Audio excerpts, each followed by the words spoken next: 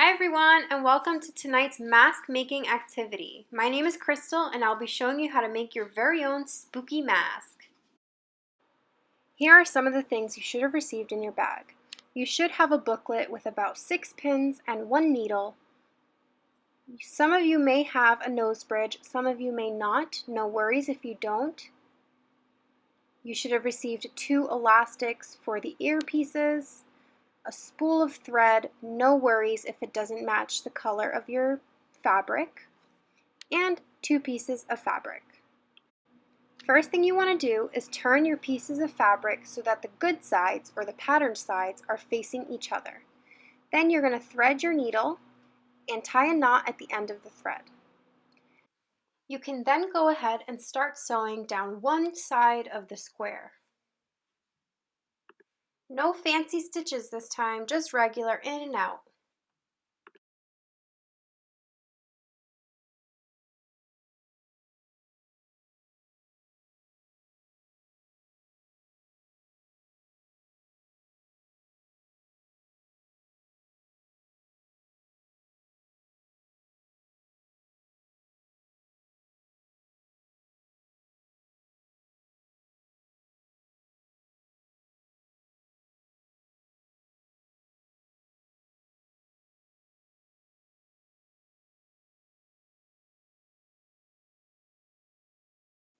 Once you get to the end of one side, tie off a knot.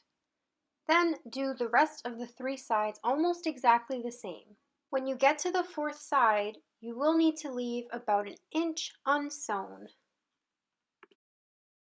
To move on to the next step, you will need to have 3 sides completely sewn and 1 side 3/4 of the way sewn.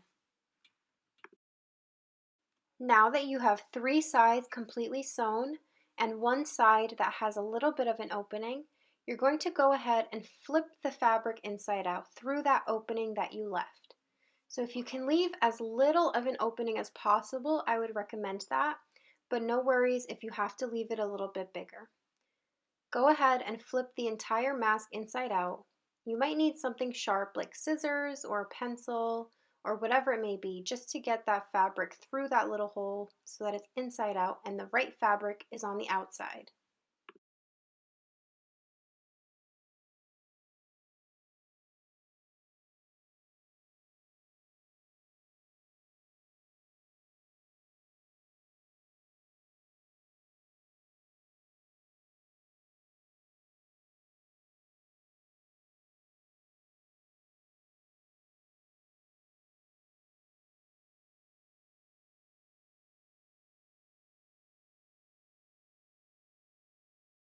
If you do not have a nose bridge, you can feel free to skip this part and go to the next one.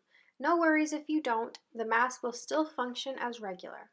If you do have a nose bridge, insert the nose bridge into the mask through the opening that you have made and place it right at the top of where your nose is going to be and where the mask ends. Make sure the nose bridge is laying flat at the top and hold it with your hand. You're then going to take your needle and thread and you're just going to sew on one side of the mask. So at this point your mask has 2 pieces sewn together. But in order for this to look nice, you're going to make sure that you're sewing around the nose bridge, but only on one side of the mask. All you're doing in this step is anchoring the nose bridge to the mask so that it's not floating around within the fabric. So to do this, sew a loop around the nose bridge on one end through one side of the mask, and then repeat this on the other side of the nose bridge. Your end result should be one side of the mask that has a loop of thread on both sides of the nose bridge, and the other side of the mask will have no thread visible.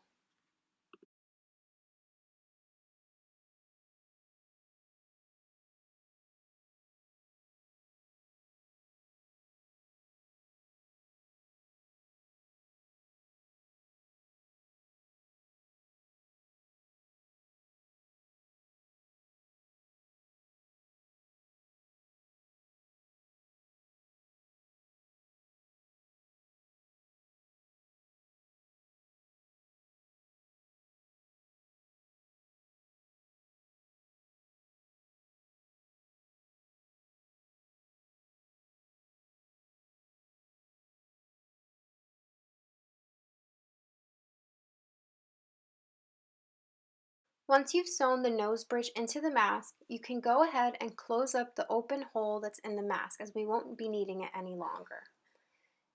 You're then going to go ahead and fold your mask into 2 pleats, resulting in 3 folded sections, just like you see on a classic square rectangle mask. Go ahead and play around with how big you want the pleats or how small you want them. It's totally up to you. Once you've pleated your mask in a way that you like the best, you're then just going to use the provided pins to pin those pleats into place.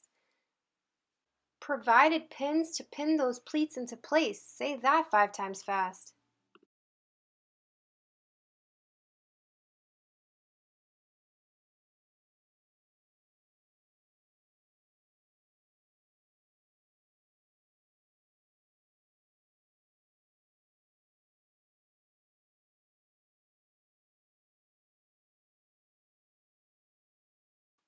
Once you've pinned your pleats and are happy with the position of them, you can go ahead and sew a straight line down the side of your mask. You don't have to start at the corner. You can just start with the first pleat starts and end where the second pleat ends.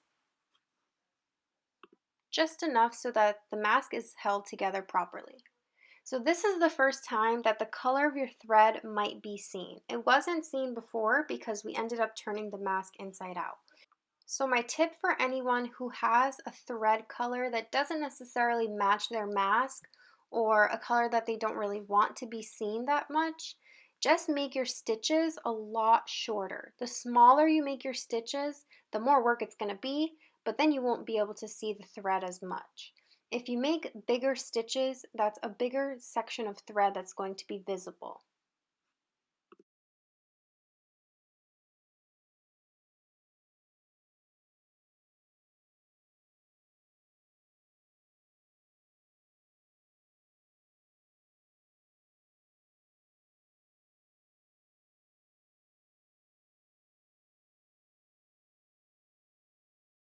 Once your pleats are sewn down, you can go ahead and stitch the elastic to your mask.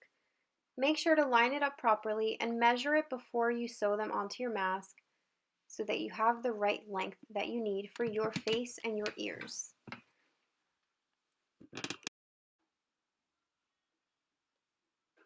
Go ahead and sew the elastic on all 4 corners of your mask. Make sure that you line them up on the side that also has the nose bridge thread so that the front of your mask is thread-free and plain.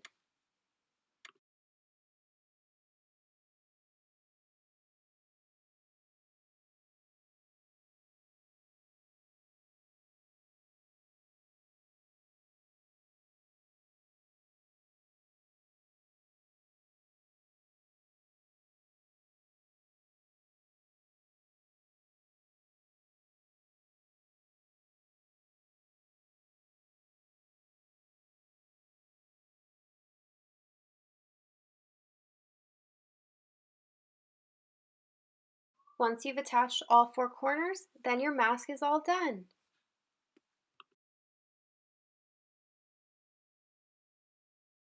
Hope you had fun making your very own spooky mask. Stay tuned for more programs and events next weekend. Have a good night. Bye!